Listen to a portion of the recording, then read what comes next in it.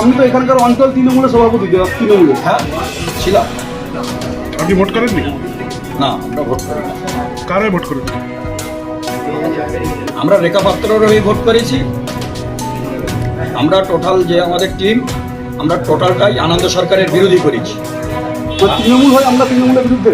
হ্যাঁ, আমরা তৃণমূল, আমাদের কোনো সম্মান দেয়নি দল, আমরা আমাদের যোগ্য সম্মান দেয়নি দল, আমরা দল করিনি, আমরা দলের বিরুদ্ধে তৃণমূলের বিরোধী করেছি।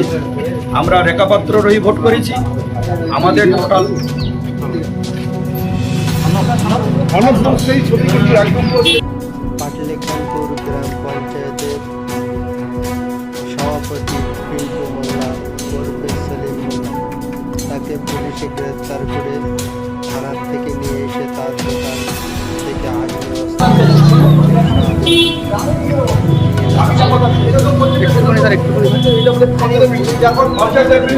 আমরা সরাসরি আছি একেবারে থানা থেকে এই পঞ্চায়েতের বিল্ডিং বলছে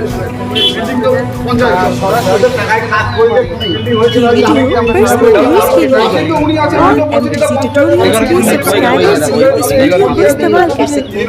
अभी सब्सक्राइब करें MTC ट्यूटोरियल्स।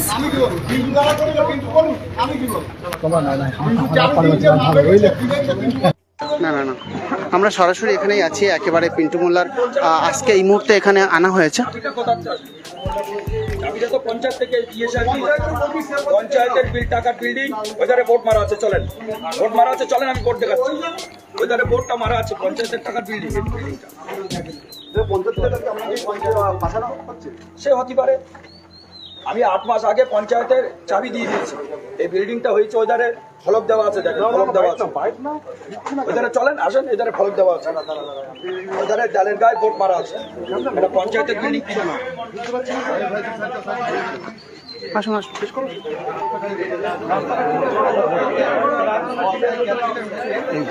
আমরা আমরা অনেক খবর শুনলাম যেখানে ভোট পরবর্তীতে মার দাঙ্গা অনেক কিছু না, সম্পূর্ণ মিথ্যে। এবারে ভোট করেননি আপনি? ভোট পরবর্তী হিংসা 21 সালে যে ভোট পরবর্তী হিংসা, না, আমি কারোর সঙ্গে কোনো গন্ডগোল নেই, আমার কোনো গন্ডগোল নেই। তাহলে আপনাদের পুলিশ অ্যারেস্ট করেছে, মিথ্যে কমপ্লেন দিয়েছিল একজন ব্যক্তি, আব্দুর রহমান গাজী বলে একটা ছেলে। আমাকে 29 তারিখে কমপ্লেন দিয়েছে, 31 তারিখে অ্যারেস্ট করা হয়েছে। আমরা পার্টি অফিস থেকে এটা পার্টি অফিস না, এটা সরকারি ফলক দেওয়া আছে। একাধিক ধারালো অস্ত্র, এটা সরকারি পার্টি, এবার পঞ্চায়েতের বিল্ডিং। এটা আমি জানি না, ওদের ফলক দেওয়া আছে, দেখুন। না, এটা সরকারি বিল্ডিং, পঞ্চায়েতের বিল্ডিং, কিছু করার নেই। পঞ্চায়েতের বিল্ডিং আমাদের ফাঁসানো হচ্ছে। কে ফাঁসাচ্ছে? কেউ বা কারা ফাঁসাচ্ছে। আপনি তো তৃণমূল নেতা। ওইধারে ফলকটা আছে, ওইধারে ভোট মারা আছে, ভোট মারা আছে। আপনি তো তৃণমূল নেতা এলাকা। হ্যাঁ, তৃণমূলের অঞ্চল সভাপতি আমি। আগে বলছেন না বিজেপির হয়ে ভোট করেছেন না? আমরা তৃণমূলটা এবার করিনি। লিটন বাদল মিত্র থেকে শুরু করে আনন্দ সরকার থেকে শুরু করে যে এখানে গোষ্ঠীদ্বন্দ্বে, আমরা তৃণমূল পার্টি করিনি। আমরা রেখা পাত্রের হয়ে ভোট করেছি, আমরা বিজেপি হয়ে ভোট করেছি। আমি আমিরুল ভাই, দেবেশ দা, আমরা সবাই। আপনি তো তৃণমূল নেতা। তৃণমূলের নেতা ছিলাম, এখন তৃণমূলের নেতা নই আমি। যেটা পুলিশ বলছে আপনার এলাকা থেকে আপনি রেখেছেন এই ধারালো অস্ত্র। না, ওটা পঞ্চায়েতের বিল্ডিং, পঞ্চায়েতের কাছে হ্যান্ড অফ করেছি। ও মাল পঞ্চায়েত রেখেছি। দোকানদারি করেছি, ওর মধ্যে কি ছিল? আমাদের মুদিখানা যা পেয়েছে আমি কি বলবো, আমার দোকান না তো, আমার বিল্ডিং না তো। পঞ্চায়েত সমিতির সভাপতি ছিলেন। অঞ্চল সভাপতি। এই বিল্ডিংটা হচ্ছে পঞ্চায়েতের টাকায় বিল্ডিংটা করা। না না,